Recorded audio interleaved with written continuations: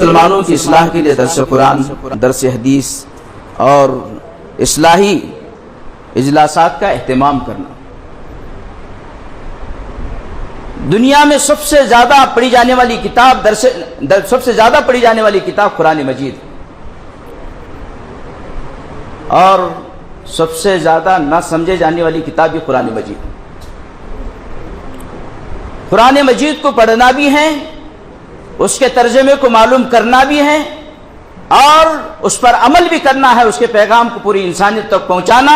یہ علماء کی بھی ذمہ داری ہے اور عوام کی بھی ذمہ داری ہے، چھوٹوں کی بھی ذمہ داری ہے اور بڑوں کی بھی ذمہ داری ہے کہ ہمارے مسجدوں میں، ہمارے گھروں میں اور ہمارے خانقاہوں میں اور ہمارے مکانوں کے اندر درس قرآن کا ماحول بنے، درس حدیث کا ماحول بنے اور ایسے اجلاسات کا ماحول بنے۔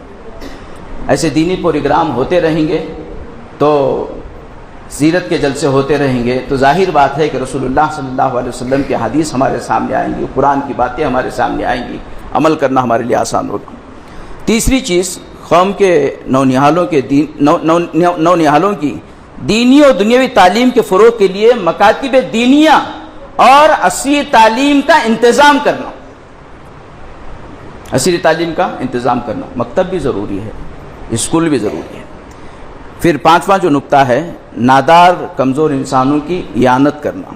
اور چھٹا جو نقطہ ہے، مستحق علماء، حفاظ اور ائمہ کی ضرورت پر ان کا تعاون کرنا اور خواتین کے لیے ٹیلرنگ سینٹر کا قیام کرنا، بے سہارا یتیموں کے لیے یتیم خانے کا انتظام کرنا، ضرورت مند علماء، حفاظ اور ائمہ کے لیے پلاٹس کا انتظام کرنا، تحریک سے وابستہ افراد اور اراکین کے لیے قرض حسنہ کی فراہمی کا انتظام کرنا، انسانیت کو درپیش مسائل کی یکسوئی کی کوشش کرنا اور بیت المال کو قائم کرنا۔